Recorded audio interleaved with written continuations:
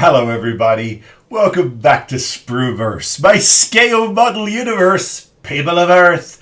Welcome to part 10 of Build the 1650 Enterprise D. And I know that my updates have been a little shorter, but I've tried to just basically show you the steps that I'm at. There's a little bit of how-to in these videos, but mostly this is a diary of what it took for me to build this. And the wonderful thing about it is the camaraderie that I have with Lou Dalmeso over at Aztec Dummy, who's also building this. And it's been a real joy to be able to share problems and concerns and get some good ideas flowing. And mostly it's been him actually helping me, not the other way around. He doesn't need my help. But it is fun when we can compare notes and share what's going on, because there are lots of little hurdles that you come up against. Nothing insurmountable, there's nothing we can't fix. But I guess maybe it sounds a little naive to say surprised, because at this cost level, you would have thought that Helios would have taken the time to physically build the model they were shipping out and make sure that it was perfect. It isn't perfect. But hey, who is? Certainly not me. Okay, we're on the nacelles, and we're also on the pylons. So the pylon itself, the sweep, is a separate, it was a separate element to the nacelles. Everything is joined together, glued up, had its base coat on, and we are finally at the stage where we are obviously getting ready to paint this. We're Aztecing slowly. For those of you who have just joined and wonder what is going on, there are 9 other parts to this behemoth build. Please go back and check them out. And if you are following along, hey, don't forget to like and subscribe. It's really important to me, and I appreciate it very much. Okay, so Lou Dalmeso's Aztec dummy masks that we are using I'm laying them down on the last nacelle, and then we're going to do a little bit of this together so that you can see the progression. And then what I'm going to do is I'm going to actually coat this with the second coat. That's the bare gingham that we're using. It's from their chalk line. It's called gingham, and it's from Bear. It's a rattle can. It is a really good quality paint. I'm surprised at how beautifully it's going on. Now, it does need a tremendous amount of mixing. When you overmix this, it tends to actually change the chemistry of this thing. It's kind of weird. So I'm very careful about how much I'm shaking this, but it's gone on beautifully. And I'll tell you what it's done. It's added this really interesting dynamic, because as you know, we went on with our French blue satin from Rust-Oleum. That went on as our base coat, and it had quite a strong sheen to it. Well, this chalk, which really is their version of heavily matte, I mean, it is super matte, it has gone on like a dream, and it has done a couple of things. It's hidden a lot of the imperfections, it's blended everything out, which is beautiful, and it's made this really interesting sort of sheen to the base, and then you've got this heavy matte on top. Now, we're going to lose a lot of that, obviously, because once this is on, I'm waiting for my saucer masking to arrive, and that'll come this week. But I don't know if it'll be in this update, because I'm going to try and get this update out before I leave. I'm traveling again for a few days to see my awesome grandson, and I'm going to be back the following week, and then I'm gone again for another week, and then when I come back, it will be time to rush off to North Carolina, find Lou, and then get to Telford in the UK. Very exciting, lots going on. So it's going to be a little tricky getting updates and information out, but we'll do the best we can to get these as concise as we possibly can. Okay, so enough yapping. Let's dive in. The nice thing about already have done one is that you have something to actually follow, and that's really important. So what I'm going to do is I'm going down the spine first, and you know, if you sort of take a line down the center, you can see, and you've already got, you know, there's already really a relatively decent center line here, but you can see, you know, I just make a little mark there with the blade, and a little mark there with the blade. You can barely see it, but what it does is it does allow me to see what I'm doing and to line everything up. So the next piece that's going on follows this, and it's this sort of squarish thing. Now I'm keeping all of my weeded parts because I have a feeling all of it will be useful as we sort of continue to build on the Aztecing and blend everything together. I have a feeling it's all gonna be necessary. So the idea is we're gonna line this up just with the front here. I'm gonna try and keep my big head out of the way here, and oh, that's too far away, isn't it? Let's get you closer. There we go.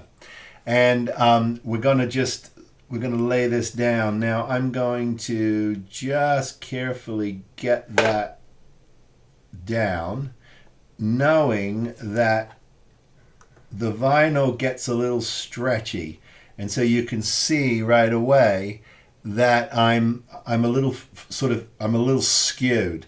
So up it comes. It's not difficult to pull up, but you've got to be very careful because it is quite stretchy.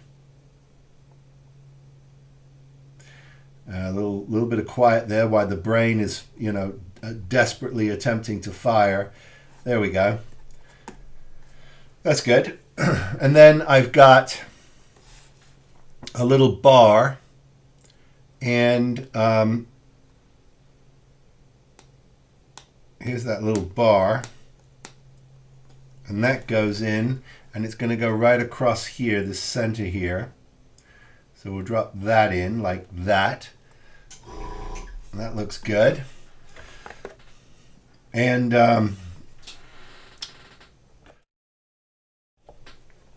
let's see here. The next thing up is this, and it's just a blank, and that goes on.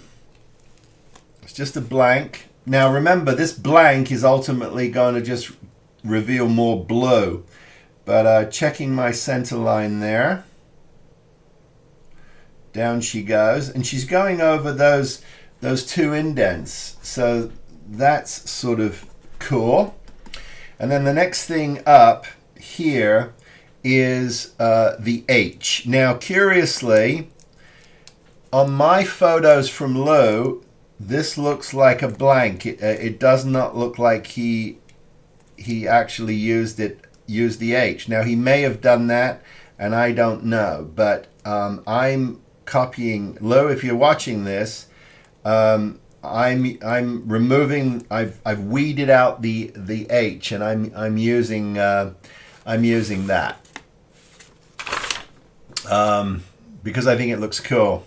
So down this goes, and now I can see here too that I've got quite a, you know, not a huge space, but I've got a space. So I want to make sure that I kind of mimic that. And again, you know, it's about trying to get these lined up. Now this is a little shorter, which creates all kinds of fun details here. Liking that, and there it is, and that is down. And you can start to see the progression here as we build this story, this wonderful story here. And now the interesting thing is here is this is not a mirror image of this one. It's the same, it goes the same way. So I'm going to just simply honor that, pull this up, There that is. I mean, you could reverse it if you wanted to. Why not? I'm going to reverse it. And he'll say, no, you can't reverse it because I'm just realizing it changes the angle of this. So I'm not reversing anything. I'm going back to the world of dreams here, and we'll just drop this in like such and lay that down. And then the next thing we're going to put on here, I apologize about my head, guys. I'm trying really hard to be aware of the fact that I oftentimes stick my head in the video and you can't see anything other than my aging, balding head. But know that I am aware of it, and I try really hard to stay out of your way. Okay, so we'll pull this one, we'll weed this one out, like such. And that drops down, and it's the reference point for that is that it kisses that side like that. So we lay that down, and after a while, you do start to be able to sort of see where you're going. There you go. That is down, and then so you've got this, this, and this, and now you've got this interesting element here. So we've got a bar. We've got a bar. And we're going to lay the bar down. Let's see here. We are going to lay this bar down right here. So it appears to be about, let's see here. It appears to be about there-ish. Like that. And then we've got these little dots, and they see they're on the sort of the corners of the top of this as it faces the facade. Now the nice thing about the gingham is when you put it on, it really blends. Now, obviously, we've got a blending coat we've got to do on top of this. And that's going to pull everything back. We'll get a satin on here for decals, and then we'll do a matte on top of that just to seat everything down and make it all copacetic. But, okay, so now we've got a bar here we need. And that is going to sit just in front of this like that. Like that. Let me pull this over just a hair. It's a little too far over to the right. There we go. And then in front of that, we've got this sort of L shape. This box, and that goes down. Okay. And that's going to lay in front of this, and it's going to marry that. There you go. That's absolutely amazing how easy that was to lay down.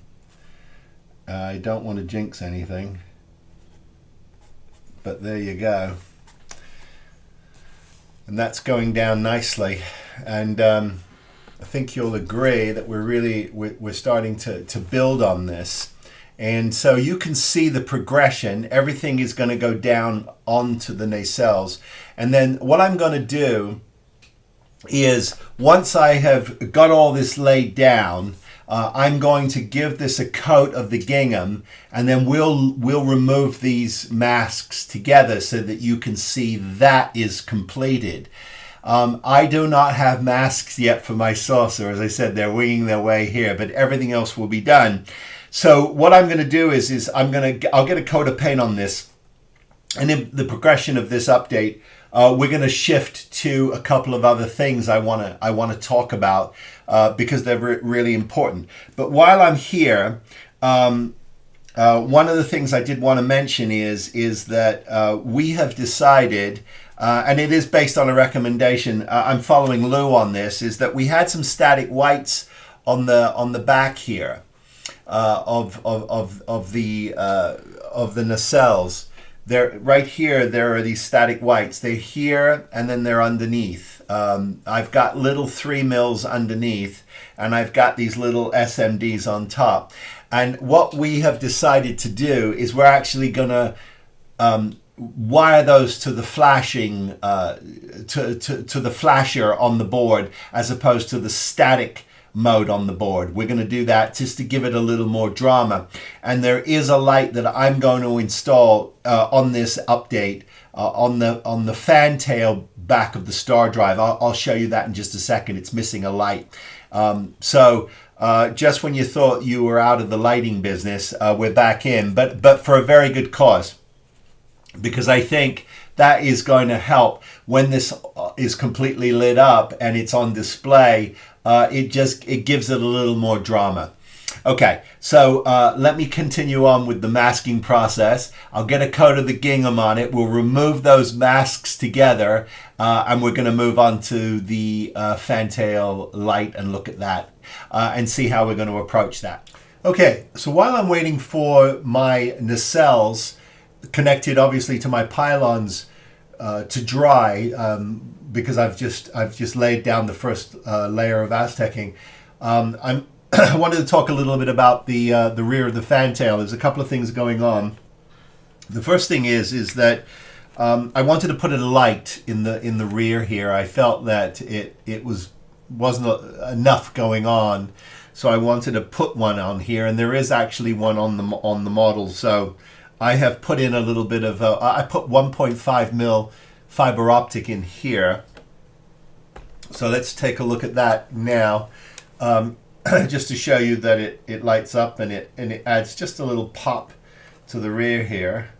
There she goes, and so I'm happy with that. You can see it go off and on there, but it's just a little light in the back here. But I think it was a nice touch, and I think it was worth it. So that takes care of that. So what I'm going to do now is I'm going to just clean this up a little bit, because it just needs a little touch up. But I'm not going to worry too much about it right now. But I can set this aside knowing that that's all taken care of. But before I do that, I just wanted to show you that I'm about to paint the impulse engines for the left-right side of the saucer. There's an impulse engine in the star drive, and there's 2 on the port and starboard side of the saucer. So I'm about to hit those with a little bit of gray paint. That's them's there. And then I've got my rear photon torpedo housing that's going to drop in the back here. Let me show you that. Let me pull that into there. So what we're going to do is, you see, here's my fiber optic. Let me show you that again, because that will pop now, because it's on the close-up camera. So I can put this on here. So there's that fiber optic. That's in. And then the next thing is this housing, and that's going to sit just like that. And so what I have to do now is I have to get a little bit of fiber optic in there, and I'm going to use the 1.5 for that. And it actually fits quite, believe it or not, it fits perfectly. So big thank you to Keith over at Cosmic Scale Models for this. And a big thank you, of course, to Lou for discussing this with Keith. Okay. So here we go. I'm just going to drop in a little bit of fiber optic after I've hit this with just a little bit of paint. And I'm going to make this the same color as my impulse engine. So I'm going to give that a little bit of paint. Once that's done, I can go ahead and install that piece of fiber optic. So I'm going to leave that here. Let me start taking off some of this Aztecing. It's kind of fun. So let me get you here, and we'll start to just start to lift this up. There's a lot to get off, but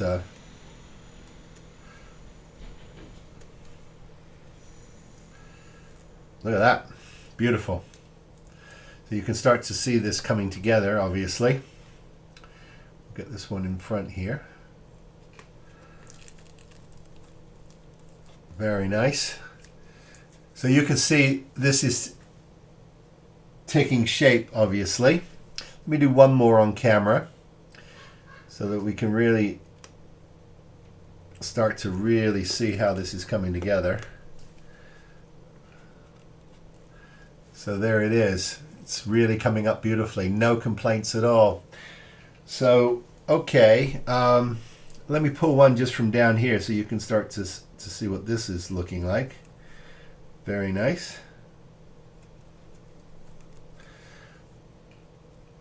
And a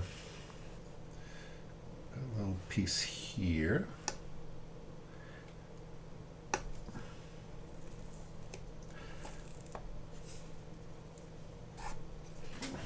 Very nice. Okay, well, so what I'm going to do is I'm going to continue to remove all of this, and that will take care of these. And then once that is on, funky.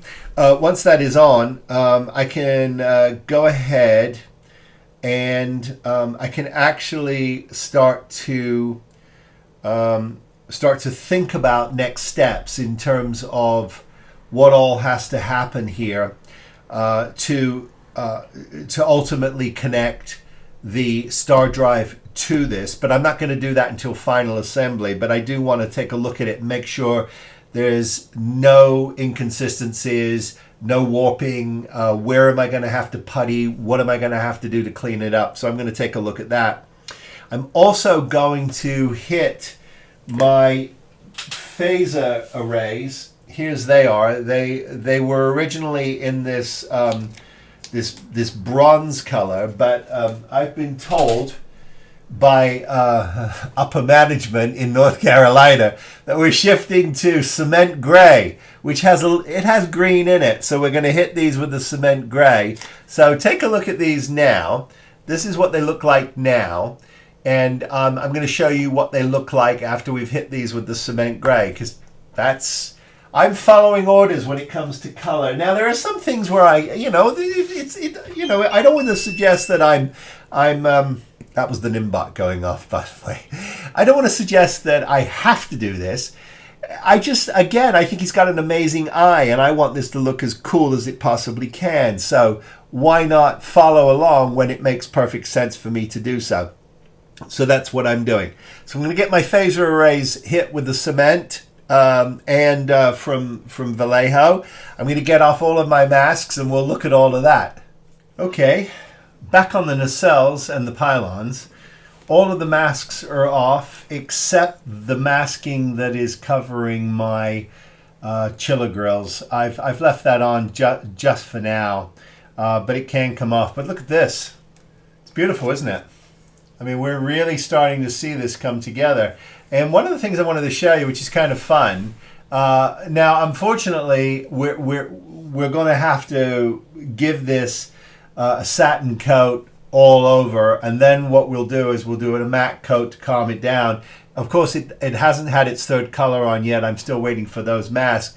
But curiously, I wanted you to see this sheen, because it's very reminiscent of the sheen you get on the 350 refit, and that's just done by how harsh the satin paint is against this extreme matte of the gingham. It's a really nice effect. And of course, I can show you a little bit of the lighting. That's kind of fun. Here's a Bassard collector on. I'll show you that because they're nice and bright. And even in this studio light, you can see I've got plenty of punch from my Bassard collector there. That's kind of fun. And then the nacelle flash, those are really a nice effect too.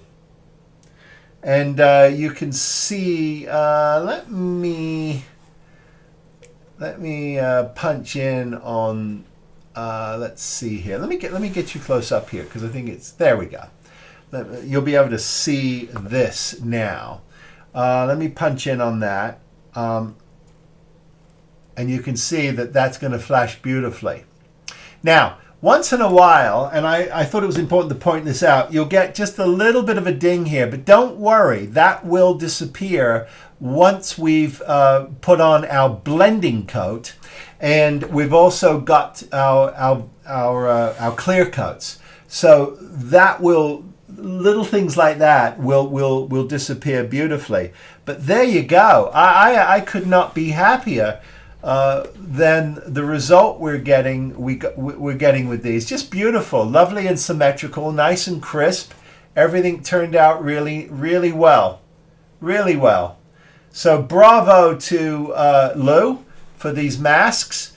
They're absolutely, they're beautiful. Okay, well, my masking set has arrived from Lou. Bless you, Lou. We can continue, and this will be the third pass of our what we refer to as the accent masks. And so those are going to go on now. Lou has supplied me kindly with an explanation of where they should go. And it's also a nice detail of where some of the other decals are going to go and the lifeboats. So this is going to be very, very, very helpful to me. So greatly appreciated, Lou. Thank you. And here are my sets.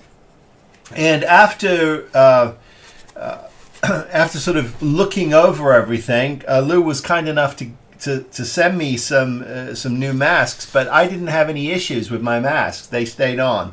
So we're good to go. All I need to do now is I just need to locate on here where my particular masks are going, and I can see I've got a left and a right side. So I've got a left side and a right side, and I just need to orient myself as to where these are going to go.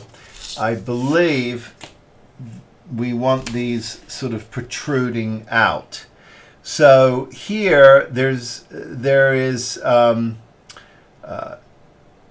a decal that's going to go in front here, and I need to orient my windows sort of based on where these are going, and I can see where the first one goes. Now what I need to do is I need to essentially I'm going to weed the inside here, because he's done all the work for me. He knows where they're going to be positioned. So he, as I said, he's done all the work. So all I need to do is just put the mask on. And then once all my masks are on and oriented to where they need to go, I'm going to be able to sort of position these correctly. Let's take a look here. So we know it's going to go here based on the plan, and it's going to sit in this corner, and it orients itself very specifically up against the this element here. So it's gonna lie, and he wants it to lay just in this angle like this. Okay, so now that the masks are on, it's a function of now just going around and blocking out all the areas that you don't want to get the light blue. So it's a little time consuming, but quite rewarding, and you just go around and you patchwork this until everything is covered. And I've got some of my my delicate surface tape here, just in case. and I'm making different shapes and sizes that can sit sort of among the parts, as it were. And you just keep doing this until you've got everything masked. So this is going to take a little while, but I wanted you to see every aspect of this masking process, because I'm basically following Lou's directions here, and I'm masking everything off. So we're going to keep doing that, and we'll take a look at this once it's all masked, and then we'll prepare our color that we're going to mix on here. And we got to be real careful with that. We've got to make sure we keep those ratios correct, because it's going to be the same throughout the entire build. Well, that took a while, and this is only, this is just your accent layer. But to get it all down was quite something. But here it is. It's all masked off. And so now I'm going to get 1 part light blue to 2 parts white, mix that up. We'll hit this, and then we'll remove these, and we'll take a look at what we've got. It's a thing of beauty.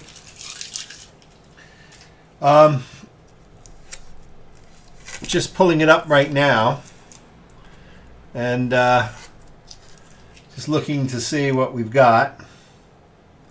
Obviously it's the third color, the accent color, and it's sort of odd because it's the only time when you're actually putting down the positive side, not the negative side, right? Not the weeded part. So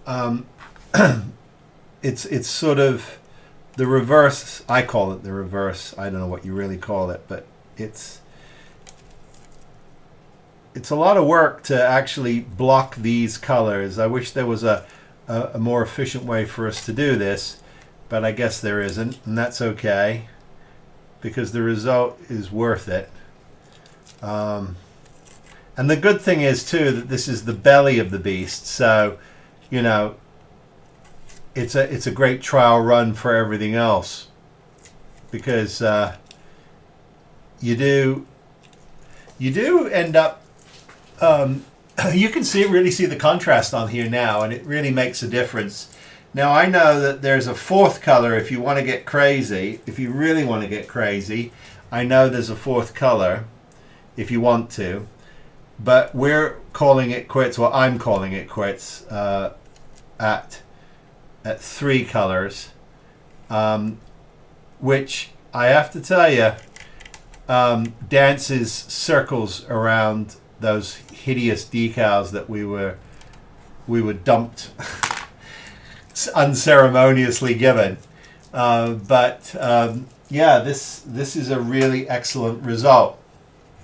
Excellent result. Okay, I'm gonna keep on going here. Let us see if we can do this in a relatively timely fashion, so that we can see the final result. It'd be nice to see the final result here. Lot of work to get this to this part. A lot of work. But what a difference. What a difference. Go back and think about what we were actually going to do, which was attempt to lay down those decals, because of the thought of doing all of this was just an awful lot. Now I have got a little bit of pull up on some of my windows, which is why Lou gave me extra window masks. So, but for the most part I'm okay. But you do lose a few, and that's completely to be expected when you're doing something like this. But excellent result. Excellent result. Okay, there we go. They are done and dusted. That is really beautiful. Really beautiful. I couldn't be happier. Couldn't be happier. Here, we'll take a side view of that. So we have now completed the belly of the beast. Okay, so now that we have our accent down, so we've got our three colors really. We've got our base color, and then we've got our accent colors on top of that. I'm now going to do a blending coat just to push this back a little bit. And for the blending coat, we're going to be using XF80. It's the Royal Light Gray. So I'm going to hit this with a little bit of this blending coat now, and then we'll take a look at it. So this is what it looks like now, kind of harsh, and then we'll memorialize that. So now I'm going to hit it with the accent, just a light dusting, just to sort of blend everything together. Okay, so we're off to the races with the bottom saucer. All of the pie pieces were previously cut for me. Thank you, Lou. And he has given me instructions on exactly where everything goes. He also gave me, for the center, this very important piece of the puzzle. Because what this does is it shows me exactly where to line up all of my pylons. So all I needed to do was make a line that exactly went straight through the center of this, and everything else will be straight to it. So that's what I've done. And so now I'm in the process of starting to lay down my pieces. And you can see here that I've already got this going. I'm following my pie, and I'm going to start laying these out, and I'm going to go all the way around. So this is you know, it's not an exact science, but we'll get pretty darn close, and pretty darn close is good enough. But the most important thing is that he explains that these bottom pieces must line up with the edge of the saucer. So that's what I'm going to do. I'm going to follow his instructions to the T, and we are going to just lay this down. I've got quite a few hours of work here. So what I'm going to do is I'm going to do a piece, show you what I've done, and then progress through it, and then we'll see what it looks like with all of the masks down, and then it'll get its coat of gingham. So here we go. Okay, I thought we'd cut in just to sort of look at progress here. Trickier than you think, but Lou has been very kind enough to supply me with enough of a roadmap that I can proceed. And if I do have any big issues, he said to reach out to him. So I try to wait to at least I think when I know he's filming, and then I call him. No, I'm being rude. That's not true. That's not true, Lou. He's going, yes, it is. Anyway, what I'm doing now is I started here to get the sort of the basics down, and so I get myself lined up. And I've gone back to the center here because everything sort of comes off of it. And Lou gave me this template here, which it sits down so you know exactly where your sort of lines were, and I've sort of managed to do that. When I do my blending coat and everything else, these pencil lines will disappear, so I'm not too worried about them, and I can also remove them with a sponge. It's called Mr. Clean. It's a great thing to have in your arsenal if you're ever doing this, because lines like this, pencil lines like this, will come right off. But anyway, I'm very happy with what I've been able to do here, which is to sort of start to line up basically where everything goes, because I need to get here so that I understand the orientation of the rest of this.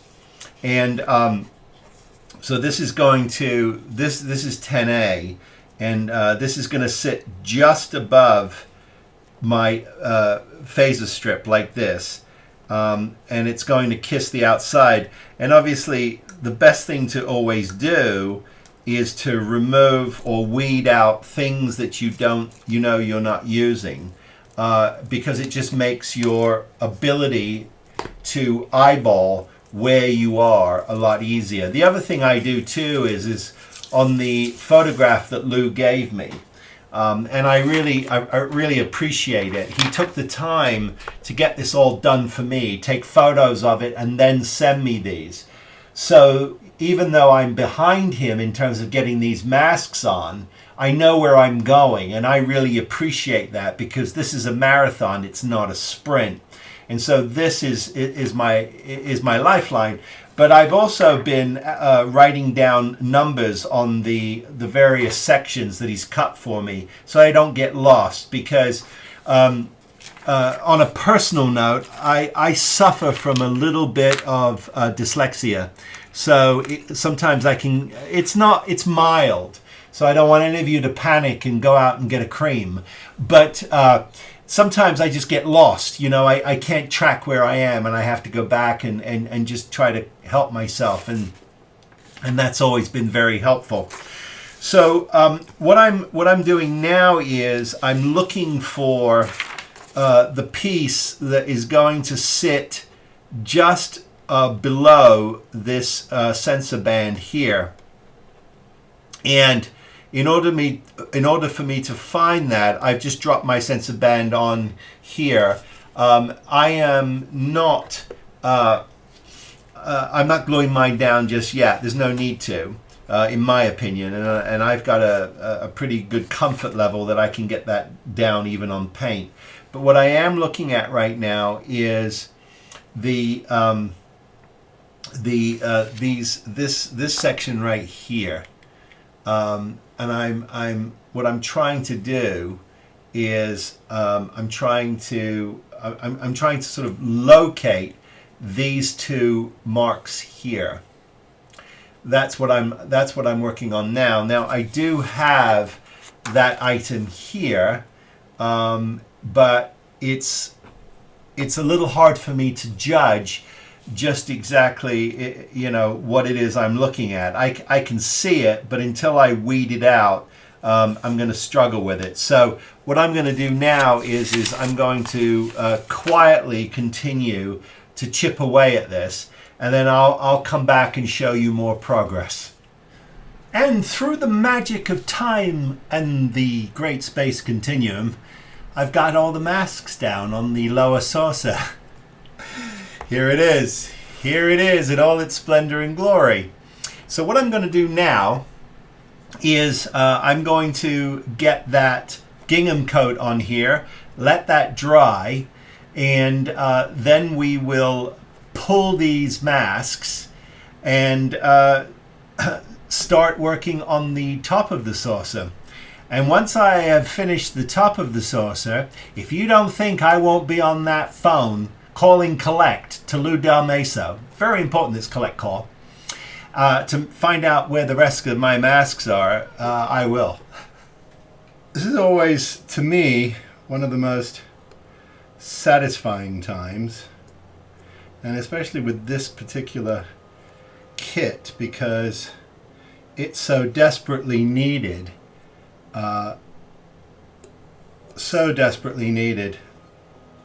to be painted, because the decals were just embarrassing. And frankly, Helio should have been embarrassed to send them out and charge what they charged for them, because the quality was not there. So, you know, I'm sorry, I'm just going to be honest and call it the way I see it. And they ultimately didn't really want to do anything about it. So there you go. Word to the wise, if you're going to deal with Helios in the future, make sure it's not the first iteration of their models.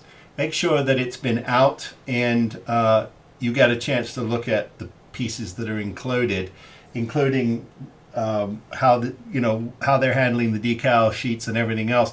I think it's important. I do. I think it's important. Okay. I'm so far just absolutely in love with what's going on here. So you can see we're doing this together, which I love to do. It's very satisfying to remove Lou's masks, because gosh darn it, the quality is just there. It just is. So, and you know what? I just can't help. I get such a kick out of this shimmer that we're getting from the underneath. In this light, it's really cool, right? I mean, you really get a chance to, you really do get a chance to see what the potential is when you play with these different types of colors. But, you know, we need to give this a coat of paint because we've got lifeboats to put on and other decals. And then, you know, we'll shine it up again. But I don't think we'll ever see this again, especially after the blending coat. But, hey, what can you do? You know, it was just one of those things that had we have known, or had I have known, I may have thought that sort of the approach, I may have taken a slightly different approach in terms of in terms of how I would have handled this. But hey, you know, I'm gonna keep going. I'm gonna remove all my masks, and then we'll come back and we will take a look at what this looks like. Here we go. So this is what this looks like. I've put the sensor array down. That is down, and the only thing that's missing now is my my phaser strip, which I'm going to glue down. I've got one or two windows that I've got to remask. They did pop up, but that's why Lou gave me some additional windows. So looking very snazzy, I would say. Let me point it to camera for you, and you can see the beauty of this. And I hope you can actually appreciate the shimmer, because we're gonna, unfortunately, we're going to be de-shimmerizing it, as it were. But that's okay, because I've got an augmented set of masks that will go down, and then it's going to need a clear coat so I can get my all my decals down. But now the big challenge is to do the top of this saucer, which has to look absolutely premium. Not that the bottom of the saucer doesn't look premium, it looks beautiful, but we've got to really get our lines right, and make sure that it's all nice and crisp and square, because that's the beauty shot, really, that saucer.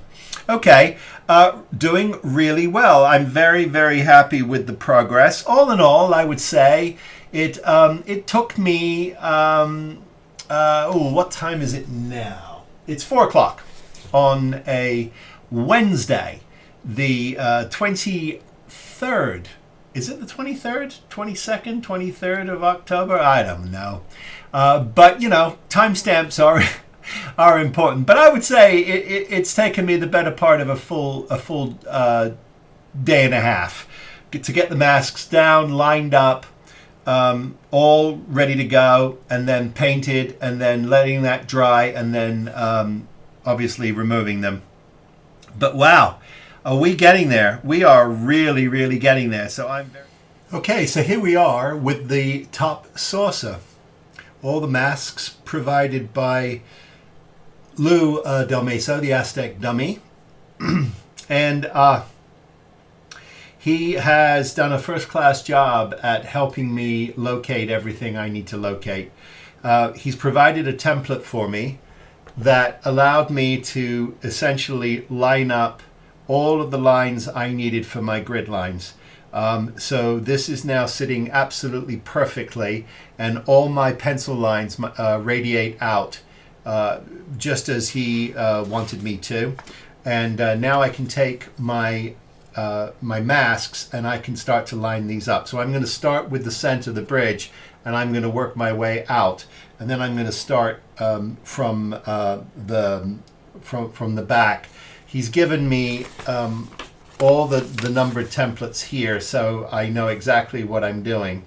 So I will start with the bridge, and we'll start to lay down some masks. So I'm going to give you progress reports here, because you don't need to see me laying down masks. You've seen me do that 100 times. You know what I'm doing.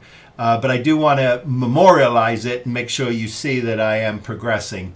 So that'll be the next step. We'll take a look at a little bit of work once I've dived in. Quick jump in here, because I think it's important just to sort of memorialize what I'm doing. and I'm copying Lou's information here that he gave me, and I'm just following it around. I have this template here, which was incredibly helpful. He sent me. That went down. I followed everything. I made the marks based on that. All of the external marks, which are really important to have, so that we have, you know, everything sort of is able to stay where it is. And so that went down. That went down really well.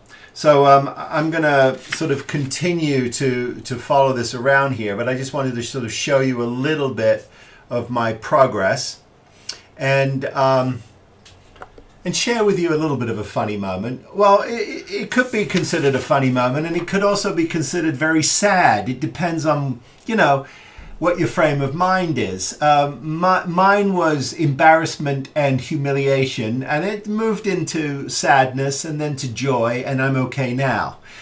But I called Lou this morning, and because obviously I'm filming in progression, and I said, Lou, I said, when you sent me these masks, you were kind enough to send me the back for the bottom of the saucer. I said, but I don't have the top of the saucer, and I'm on the top of the saucer. I need that, Lou. He said, well, are you sure it's not in the envelope? I said, yeah, I'm pretty sure. And then he said, Phil, he said, have you turned over this page? Because it printed it double-sided. I said, what? He said, have you turned it over? I said, as in turn the page over like that and find everything that I need? He said, yes. I said, I won't be bothering you anymore today. No, we had a laugh about it, and all's well now. We talked about a couple of other things, and I'm off to the races, and then they're going down quite well. So what I'm going to do is I'm going to continue to follow the pattern, and we'll get all of this down. We'll take a look at it when everything is down. Okie dokie, artichoke. Look what I've got. Here we are, masked. Looking really spiffy, I'd say. Okay, so now all I'm going to do is I'm actually going to mask off again my phaser strip so that doesn't get any paint on it. I need to keep that clean, and then I'll hit this with a coat of gingham. We'll take that off, and we will call this update in the can, and just start to sort of look at the Aztecing. Now, you know, one of the things you do have to be careful of, this is the saucer, right? So this is the beauty shot. So I have to be really careful about how I handle getting off the masking, because what I don't want to do is I don't want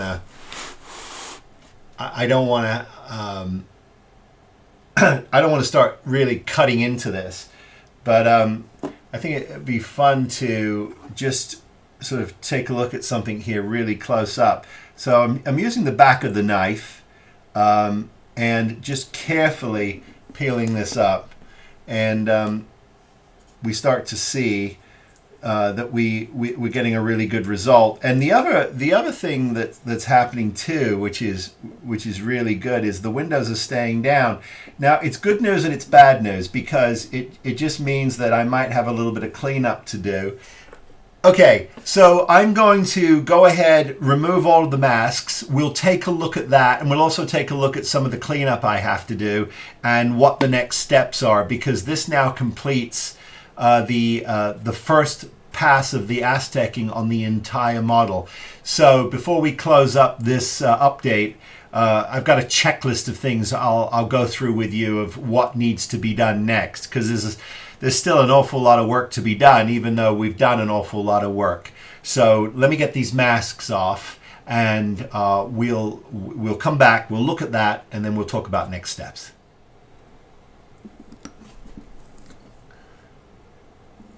Okay, there she blows.